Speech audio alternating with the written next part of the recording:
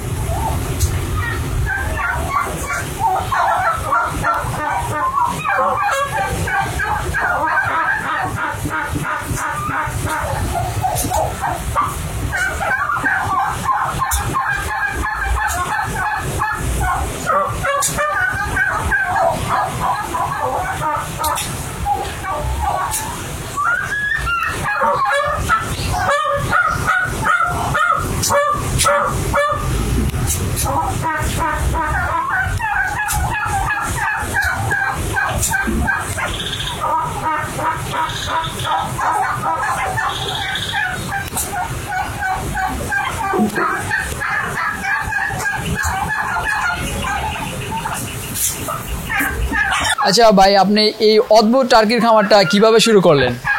আচ্ছা, খুব ভালো একটা প্রশ্ন করছেন। আসলে আপনাদের দর্শক উদ্দেশ্যে আমার এটা বলা দরকার যে আসলে এমন টার্কি খামার কীভাবে শুরু করলাম।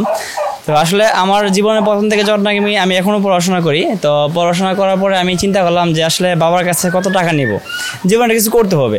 তো এই পড়াশোনার পাশাপাশি চিন্তা করলাম যে কিছু টাকা পয়সা ইনকাম করলে যদি আমার হাত খরচা চলবে। তো ওই সময় শখ করে আমি আজ থেকে 7 বছর আগে আমি কিছু আমেরিকান টার্কি নিয়ে শুরু করি, যে নাকি 6 থেকে 7 কেজি হয়।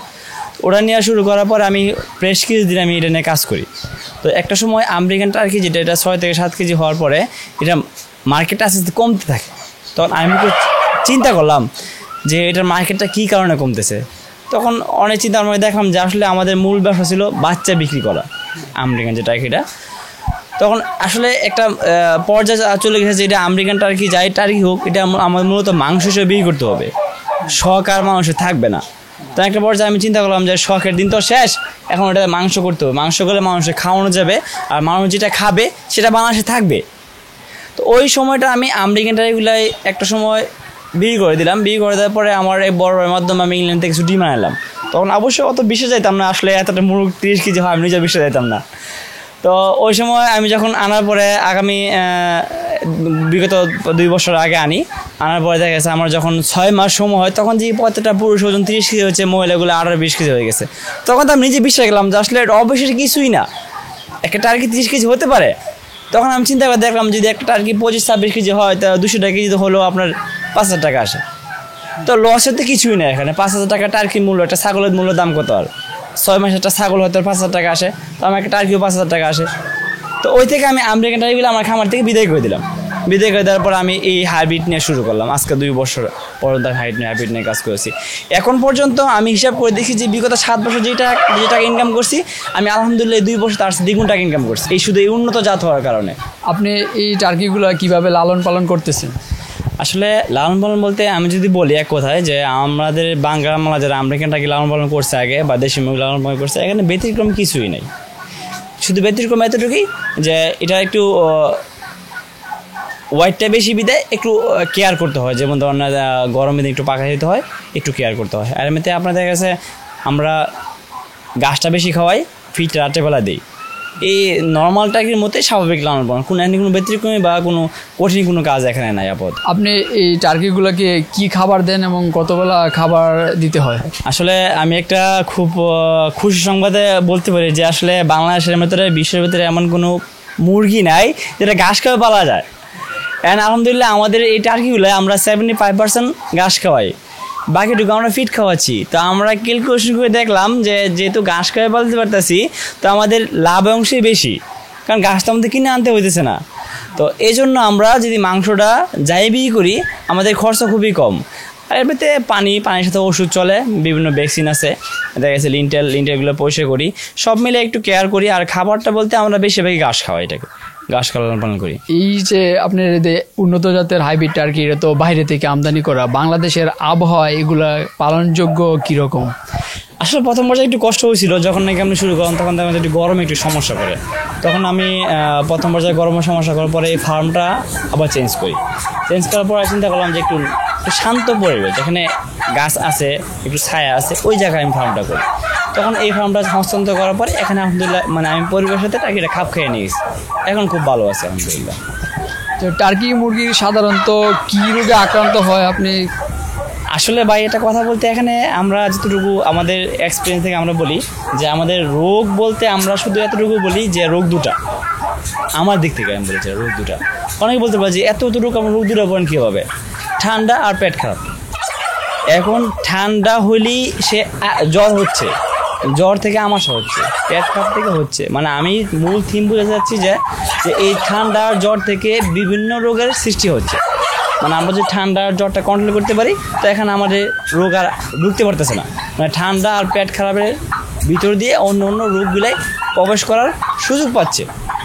আর ভ্যাকসিন যদি ঠিক মতো করা হয় তাহলে রোগের কোনো আশঙ্কা নেই এখানে। অনেক বড় মুরগি, এগুলা কিভাবে মার্কেটিং করেন এবং এটার প্রাইসটা কীরকম দরে বিক্রি করেন? অনেকে আসলে চিন্তা করে যে এত বড়টা আর কিনে যদি খামার করি তাহলে কোথায় বিক্রি করবো, কারণ 25 কেজি 30 কেজি হয়তো একজনের পক্ষে সম্ভব না। আলহামদুলিল্লাহ বর্তমানে আমাদের বাংলাদেশে কাপ্তান বাজার, তারপরে ঢাকা, সিলেট, তারপরে আপনার চট্টগ্রাম, বিভিন্ন পয়েন্টে এখন টার্কিগুলো আস্তে আস্তে কাইটে বিক্রি করা শুরু করছে মানুষ বাজারে।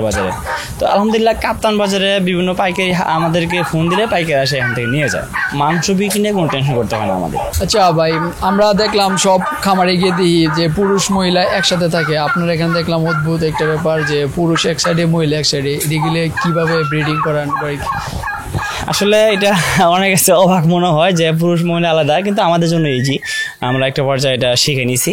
পুরুষ যে টার্কিটা, সেই পুরুষ টার্কি থেকে আমরা হাতে মেসেজের মাধ্যমে বীর্যটা যেটাকে শুক্রাণু বলে, এই পুরুষের শুক্রাণুটা আমরা সংগ্রহ করি একটা কাঁচের বোতলে।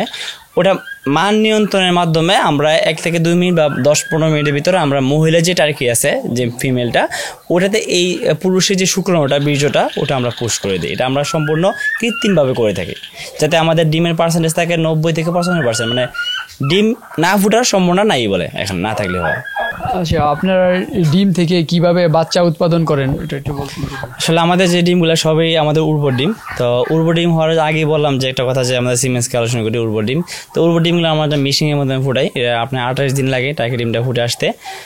28 দিনের ভিতরে 28 দিন পর যখন জিরো বাচ্চাটা বাইর হয় তখন আমরা ওটা বুটারের মাধ্যমে একটু হালকা হিট দিই, সপ্তাহ 15 দিন হিট দেওয়ার পরে এটা শক্ত হলে স্বাভাবিকভাবে লালন পালন করা শুরু করি। আচ্ছা, এই টার্কি নিয়ে আপনার, এই টার্কি খামার নিয়ে আপনার ভবিষ্যৎ পরিকল্পনাটা কি যদি বলতেন? আসলে আমার ভবিষ্যৎ পরিকল্পনা বলতে আমি যে সময় টার্কি নিয়ে শুরু করছি তখন আমি চিন্তা করলাম যে এটা আসলে আমি অনেক দূর আগে যাব। এখন আমার টার্গেট হচ্ছে যে বাংলাদেশে যারা ব্রয়লার মুরগি খামারকে লস খাচ্ছে, আমি তাদের নিকটে এই টার্গেটটা পৌঁছাবো যে তারা ফিট না খায় ঘাস খেয়েও টার্কি পালতে পারে, মুরগ পালতে পারে। তো এখানে আমার খাবার খরচ নাই, মানে লস নাই। আমি ওই প্রত্যেকটা গ্রাম বাংলার প্রত্যেকটা দরজায় আমি হাইব্রিড টার্কি নামক এই টার্কিটা পৌঁছাতে চাই, যাতে মানুষ লসের মুখ থেকে বাঁচতে পারে, গ্রাম বাংলা প্রাকৃতিক ঘাস খাওয়া যে টার্কি পালতে পারে, এবং ওরা যেন ছাগলের খামারের মতো পালতে পারে এবং মানুষদের লসের মুখ থেকে বাঁচতে পারে। আচ্ছা ভাই, যদি কেউ নতুন খামার করতে চায় তাহলে তাদের জন্য আপনার পরামর্শ কি? আসলে যদি কেউ নতুন খামার করতে চায় এখানে তাদের জন্য আমি এতটুকু বলবো যে অনেকে ইউটিউবে নানা প্রকার বিজ্ঞাপন থেকে উৎসাহমূলক, তারপরে বিভিন্ন প্রকার বিজ্ঞাপন থেকে অনেকে হতে পারে উৎসাহ হয়, তো ওদেরকে আমি বলবো যে চিলে কান নিচে, ওই চিলের পিছনে না দৌড়ে নিচে কানে হাত দেন। যারা খামার করবেন তারা অবশ্যই অনলাইনে হাইব্রিড টার্কি, ইংল্যান্ড টার্কি অনেক বিজ্ঞাপন আছে, আমার মতো অনেক বিজ্ঞাপন আছে, যা কেউ ইচ্ছা করে কেউ অনিচ্ছাই করে।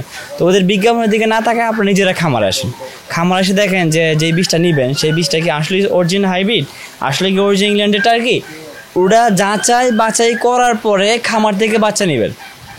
ফোনে ভাই আমাকে 100 বাচ্চা পাঠা দেন, ভাই আমাকে 100 ডিম দিয়ে দেন, ভাই আমাকে 100 টাকা টার্কি দেন, ভাই আমি কুরিয়ার করে দিই, ভাই আমি বিকাশে টাকা পাঠাই দিই, ওইসব প্রতারণার সৃষ্টি না হয়ে, ওইসব প্রতারণার সম্মুখীন না হয়ে আপনারা সরাসরি খামারে আসবেন।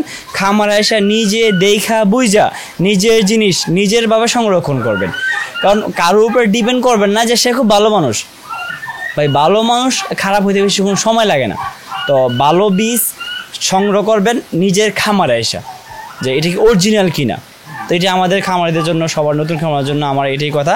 তো আরেকটা কথা হচ্ছে কোনটা, যে অনেকে বলবে যে টার্কি নিয়ে লস, সেই লস কথাটার দিকে না তাকিয়ে যারা লস খাইছে তাদের নিজের দোষে খাইছে, যারা আমেরিকান টার্কি নিয়ে খামার করছে ওদের কথা না চিন্তা করে আপনি নিজে খামারে আসেন। খামারে এসে নিজে আগে দেখেন যে আপনার হিসাবে কি লস কিনা। 25 কেজি একটা টার্কি যদি ঘাস খাওয়া পালেন তাহলে আপনার হিসাবে কি লস কিনা। যদি আপনি ক্যালকুলেশন করে মনে হয় যে 25 কেজি একটা টার্কি ঘাস খেয়া লালন পালন করে লস হয় তাহলে আর পারেন না। কিন্তু অন্যের কথায় কান না দিয়ে নিজে আগে চিন্তা করেন, নিজে ক্যালকুলেশন করেন, নিজের বুদ্ধি কাজ করেন।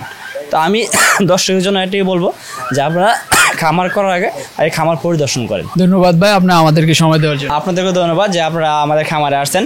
সেই বিষয়ে আপনাদের ইউটিউব চ্যানেল থেকে আমাদের ফার্ম থেকে আন্তরিক অভিনন্দন ও শুভেচ্ছা। ভালো থাকবেন। আসসালামু আলাইকুম। সুপ্রিয় দর্শক, এতক্ষণ আমাদের সাথে থাকার জন্য আপনাদের সবাইকে ধন্যবাদ। আমাদের চ্যানেলটা যদি আপনাদের কাছে ভালো লাগে তাহলে লাইক দিবেন, কমেন্ট করবেন, শেয়ার করবেন এবং আমাদের চ্যানেলটাকে অবশ্যই সাবস্ক্রাইব করবেন।